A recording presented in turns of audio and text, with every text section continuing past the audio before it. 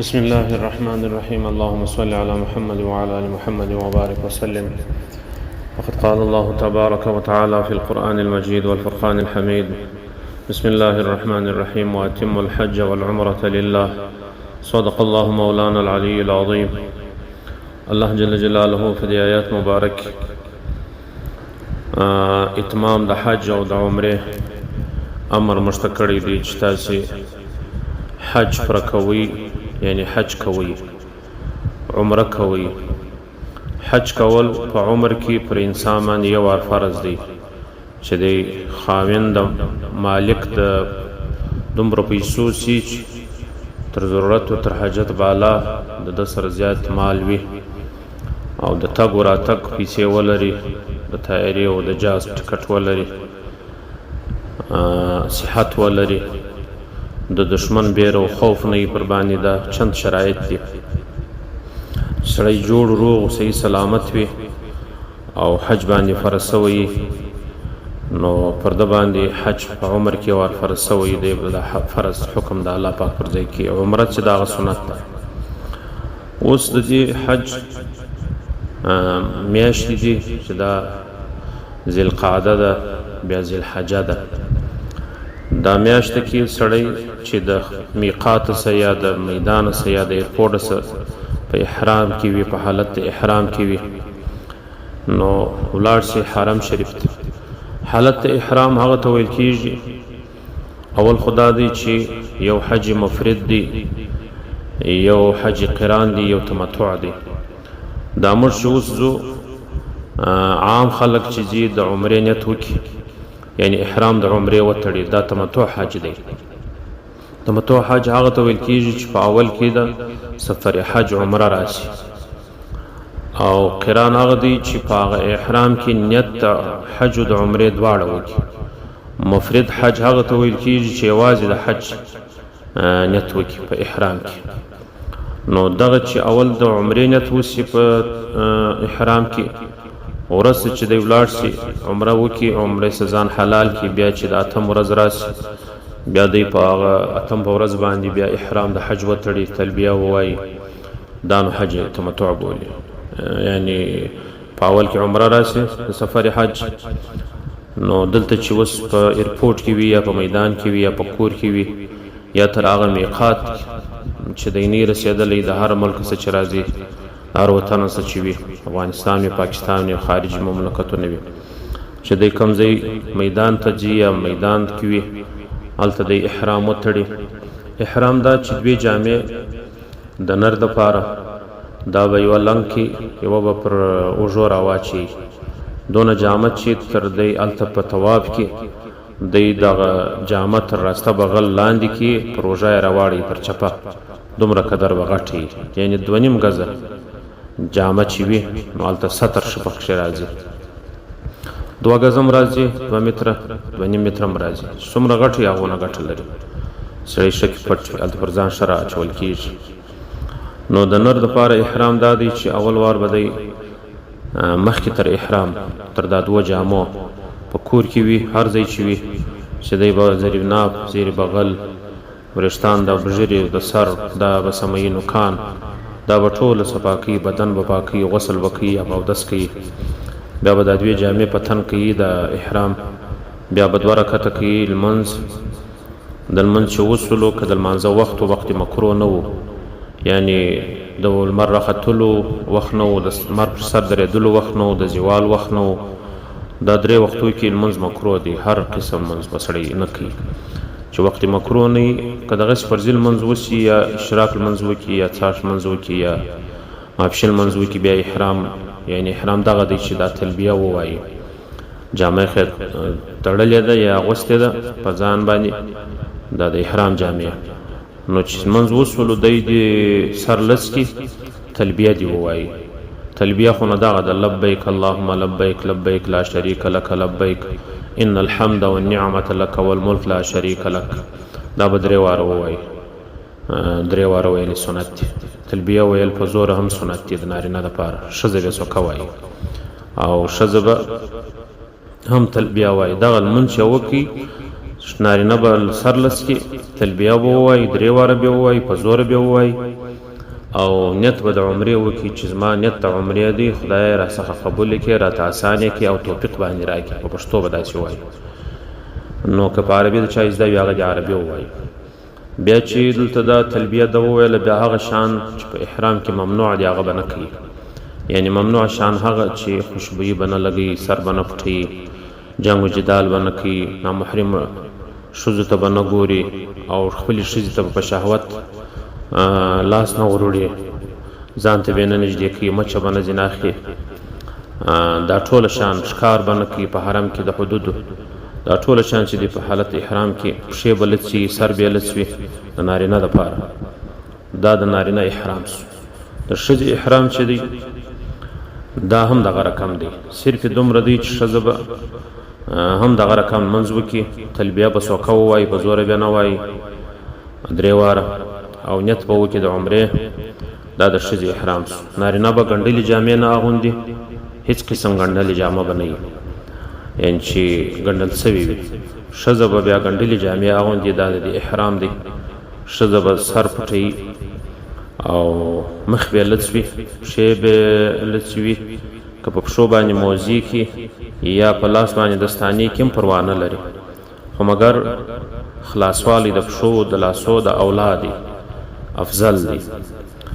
نو دا به د ښځې د مخ پټېدل که چیرې داسې و چې د دې په مخ اصلي په ښځه په مخ کې چې د احرام دی. قول نبي علیه السلام بارک وایي احرام المرأة فی وجهها، احرام د ښځې چې دی هغه په مخ کې دی، یعنی مخ به نه پټوي. که چیرې فتنه وه، اجنبي خلکو په حضور کې بې پردګي راتلله، بې سترې راتلله، بیا به داسې یو پر سر باندې یو داسې شی واچوي لکه اپیک غوندې خولۍ، داسې یو شی چې دغه د مخ حجاب یې له مخه څه لرې وي، دا د مخ پر طرف چې دا حجاب یې را زړولی دا بیا د مخ څه لرې، د مخ سر به نه مښلي.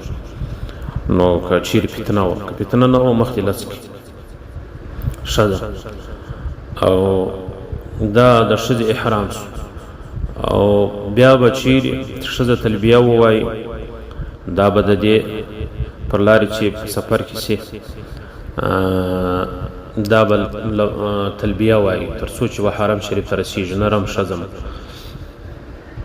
حرم شریف ته چې ورسېدل، په حرم شریف چې پر کعبه شریفه باندې سترګې ومښلېدلې، دا ځای دعا د اجابت دی. هره دعا چې کوي الله اکبر الله اکبر لا اله الا الله والله اکبر الله اکبر ولله الحمد، دا دې ووایي، دعا دې وکړي، درود شریف دې ووایي، بیا دې نو طواف شروع کړي.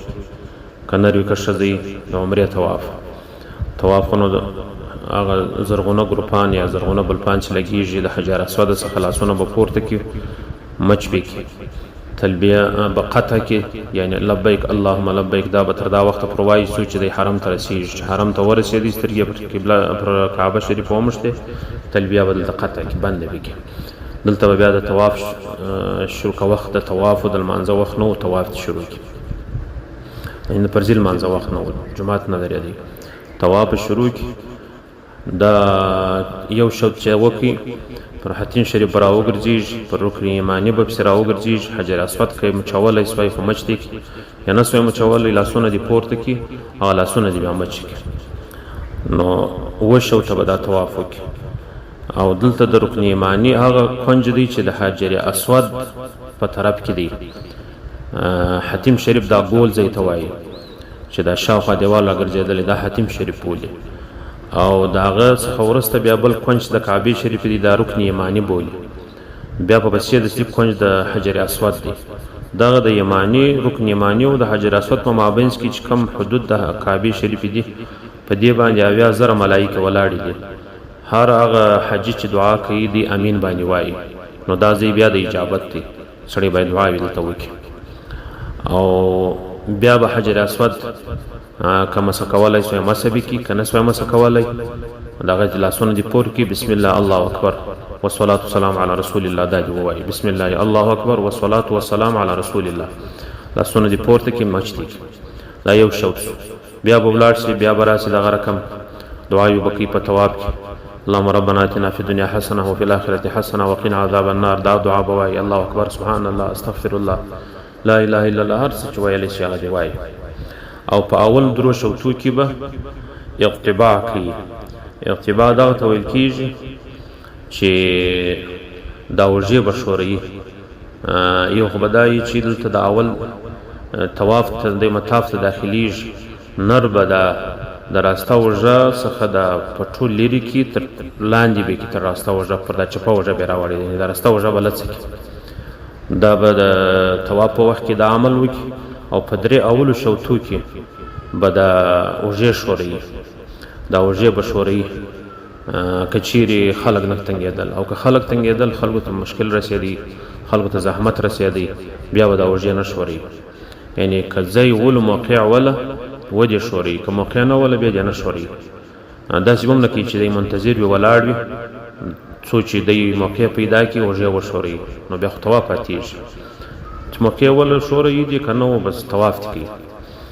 دا خو دا صورت شول. او بل دلته حجر اسود چې مسح کوي، په حجر اسود کې که نر وي که ښځه وي دی به دا تکلیف زحمت چاته نه ورکوي. ولې د حجر اسود مچ کېدل سنت دی، مسح کېدل یې سنت دی، او د خلکو ضرر نه کول دا فرض دی. دلته خلک سنت کوي، فرض پرېږدي، یعنی خلکو ته ضرر نه رسول دا ډېر ثواب لري.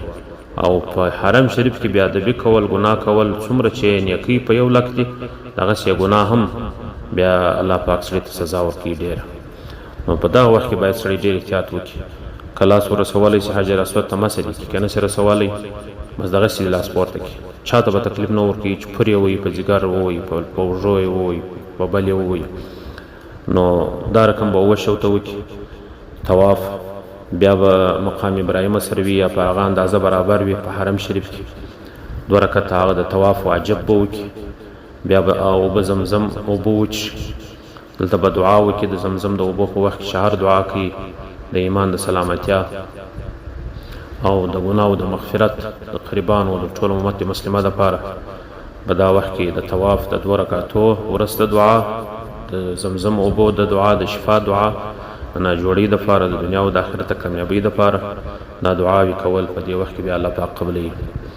او په طواف کې دعاوې کول مسلمانانو ته، ځکه چې د سپینې جامې یو قسم مشابهت دی د مرګ. په مرګ کې هم سړي ته سپینې جامې پتن کېږي، او دلته به سړی ډېر عاجز وي په د حالت عمرې کې، په حالت د احرام کې، په حالت د طواف کې، ځکه چې د خپل ځامه داسې بولي لکه مړی، او لڅ سر لڅ پښې، او دی د خدای پاک په حضور کې فریادونه کوي، زارۍ کوي، ذکر و اذکار کوي، دعاوې کوي. نو دا یو قسم و الله پاک ته ډېر عجز دی، الله پاک ډېر دا عجز خوښوي، او الله پاک جل جلاله ډېر خوشحاله کېږي. نو دا به سړی په دا نیت کوي د احرام. بیا چې طواف وسولو 2 رکعته لمونځ د طواف وسولو، او زمزم اوبه وچښل سولې، بیا به ولاړ سعی صفا او مروه به وکړي. اووه واره د صفا څخه به شروع وکړي، پر مینا به پر صفا څخه ځي د پر مروه پر طرف باندې، بیا به د مروه سره راسي صفا ته. دا رقم یو وار تګ بېرته راتګ د هر تګ یې شمېرل کېږي. اووه واره چې ولاړ شي د صفا څخه مروه ته دا یو وار سو، بیا د مروه سره راغلي بېرته صفا ته دا 2 واره سو، بیا بېرته د صفا څخه ولاړي مروه ته دا 3 واره سو. دا رقم به 9 واره پوره کړي. تګ و راتګ دواړه شمېرل کېږي. پر هر وار صفا باندې به هم دعاوې کوي، پر مروه باندې به هم دعاوې کوي. او هلته اشرف ګروپان یا بلپان چې لګېږي دلته به ځغلي لږ ځغستا به کوي. ښځه به نه ځغلي، ښځه به په عادي تګ باندې په احرام په طواف کې هم به ښځه دا ځغستا نه کوي. هلته چې طواف کوي نر بیا کوي 3 شوطه، ښځه بیا نه کوي. دلته به هم دا ښځه که په عادي تګ باندې دا تله خو صحیح ده، که لږ تیز رفتار کولی سوی چې داسې د ستر ځای وي ودې کړي، ښځه دې هم وکړي. په هلته طواف کې د ښځې دپاره دا ځغستا نشته. دلته په میلینو اخضرینو کې دا زرغونه میلان چې دي په دې کې به هغه اندازه قدر چې بې سترې نه راځي دا دې به هم ځي. او بیا به هغه څخه وروسته بیا چې دغه صفا او مروه وسوله نو عمره تامه سوله. بیا به حلق وکړي سړی که نر وي وبې خوري یا به سر کوچنی کړي. ښځه به د یوې ګوتې پر اندازه د شا د خوا څخه د خپل سر په خپله غچي کړي، په بل سړي پردي سړي بیا نه غچ کړي. او که په ښځه باندې وکړي پروا نه لري، ځکه چې د دې ستر فرض دی د ښځې. وریښتان به په غیر اجنبي سړي نه ویني. په بله ښځه کې وکړي هم صحیح ده، خو په خپله چې پرېږدي دا ډېر افضل دی. د شا د خوا د وریښتان چوټي د یوې ګوتې د بدنې پر اندازه باندې به دا پرېږدي. بس دغه نو عمره تامه سوله. د عمرې د احرام سم نر ووت، یم ښځه ووتله. بیا بل وخت کې بیا طواف کوي د احرام نه غواړي څوک د عمرې نیت یې نه و کړی یا د عمره نه وراوړې یا د حج احرام یې نه و تړلی دغسې طواف کولی شي طواف کول بیا ډېر ثواب لري چې سړی په حرم شریف کې وي او طواف دې کوي تر دغسې ناسته یا دې تلاوت د قرآن کوي یا ذکر و اذکار کوي او د ملګرو سره دې ډېر کوشش کوي په ملګرو تکلیف و زحمت رانیسي په وتا کې الله پاک جل جلاله دې د ښه حج یا د ښه عمرې توفیق راکړي د قبول حج د حج مبرور هغه ته ویل کېږي چې الله پاک یې قبول کړي او د حج اثرات پر سړي باندې معلوم شي الله پاک دې قبول حج عمره را نصیب کړي په دعاوو کې مې یاد ساتي انشاءالله نور به هغه ضروري مسایل د حج او عمرې بیانوو الله پاک دې قبول عمره او حج را ټول مؤمنانو نصیب کړي واخر دعوانا الحمد